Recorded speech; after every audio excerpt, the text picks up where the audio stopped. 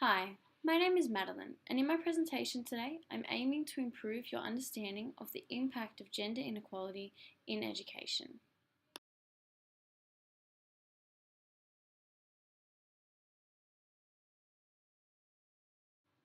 Margaret Vickers, one of the multiple authors of Education, Change and Society, defines gender as a socially constructed category that defines what it means to be a man or a woman within a particular community at a particular time, as opposed to sex that is a biological fact. Gender equality relates to the belief that all men and women deserve to be treated equally.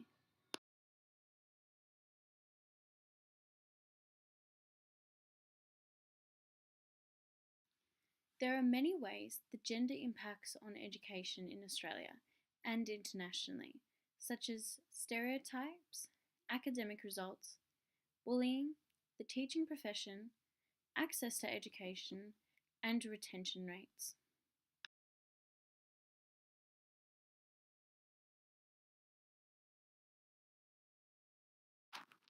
Although gender equality has come a long way since the publication of this book, titled I'm Glad I'm a Boy, I'm Glad I'm a Girl, published in 1970, there are still many stereotypes that prevail in society that might seem just as silly as these ones.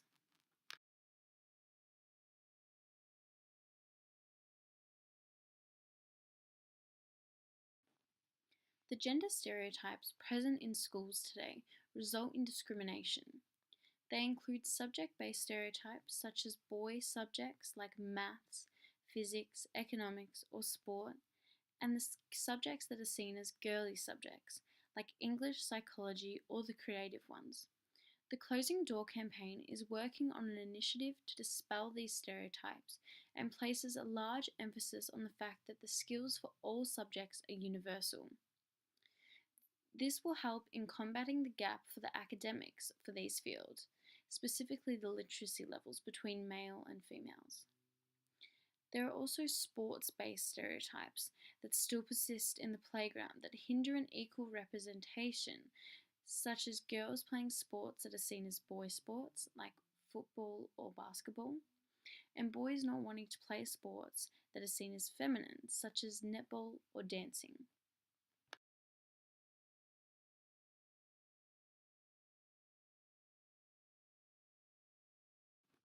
It's important that gender equality be brought to children's attention.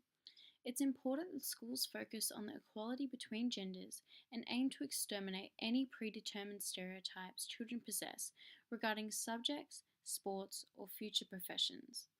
It's important too that children understand that the fight for gender equality does not just include the fight for women's rights, but also men's. These are facts that I believed are addressed perfectly by Emma Watson in her speech at the UN to launch the He for She campaign.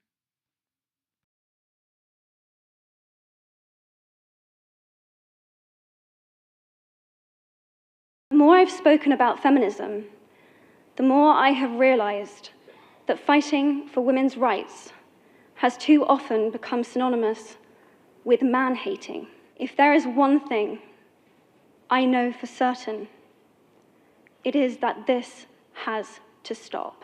I started questioning gender-based assumptions a long time ago. When I was 8, I was confused being called bossy because I wanted to direct the plays that we would put on for our parents. But the boys were not. When at 14, I started to be sexualized by certain elements of the media. When at 15, my girlfriends started dropping out of their beloved sports teams because they didn't want to appear muscly. When at 18, my male friends were unable to express their feelings. I decided that I was a feminist, and this seemed uncomplicated to me. But my recent research has shown me that feminism has become an unpopular word. Women are choosing not to identify as feminist. Why has the word become such an uncomfortable one? I am from Britain, and I think it is right that I am paid the same as my male counterparts I think it is right that I should be able to make decisions about my own body. I think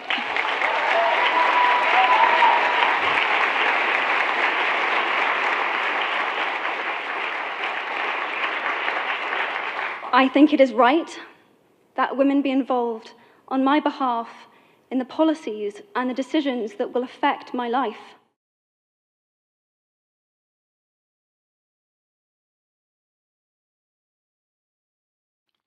Gender-based bullying is also evident in schools today regarding female and male traditional gender roles. This can in turn lead to mental health issues, particularly in young males.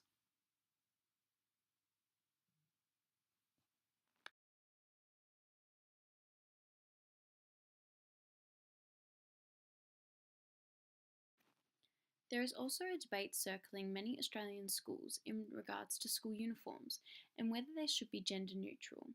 Many parents believe it is an outdated construct that hinders young girls from playing normally.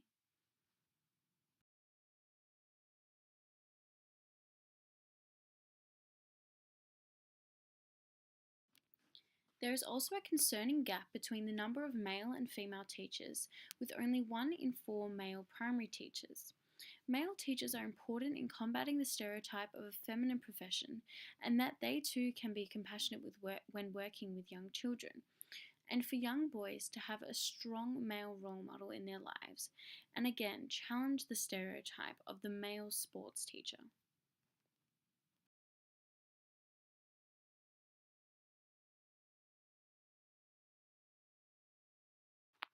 Many elements of this fervent issue relate to the social and cultural theories that we've been studying. The functionalist theory that explains where society attempts to match occupations to individuals and their matching attributes can be seen where society has attempted to gender match occupations, such as teaching. The conflict theory that explains inherent social inequalities that exist can be seen where society has inherited stereotypes for males and females.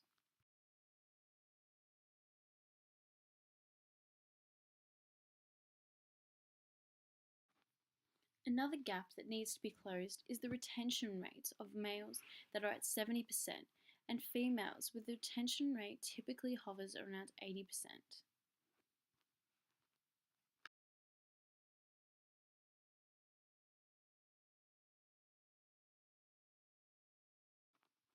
But there is an even larger gap between genders and education in the developing world, with an astonishing 61 million girls not attending any type of education.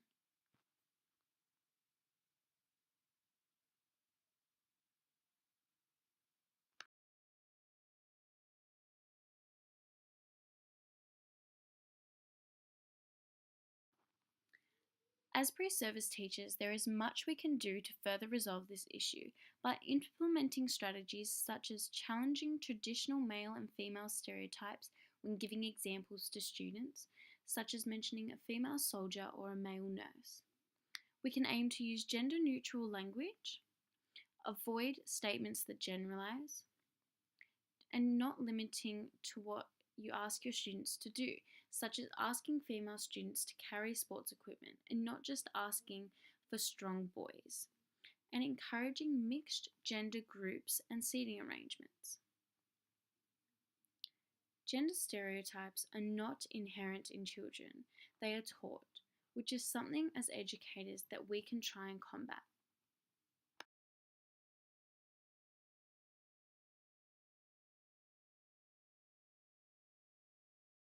In the latest viral video, a little girl from Newburgh, New York named Riley takes less than a minute to clearly and concisely explain exactly what she thinks is really wrong with big business, unethical marketing practices, and gender roles.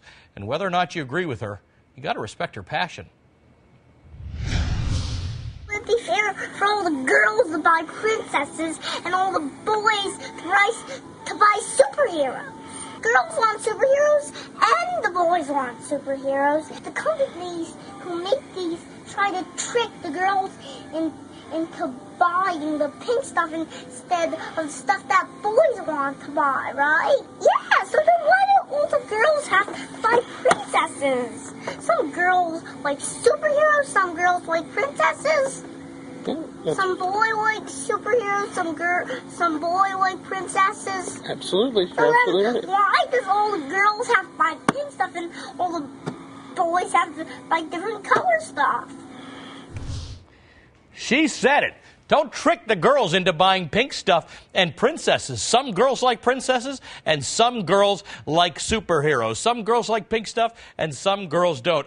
If all of our complaints about the way society is going could be as succinct and articulate as this little girl's. Good on you, kid. I hope you follow it up with some rants about politics, too.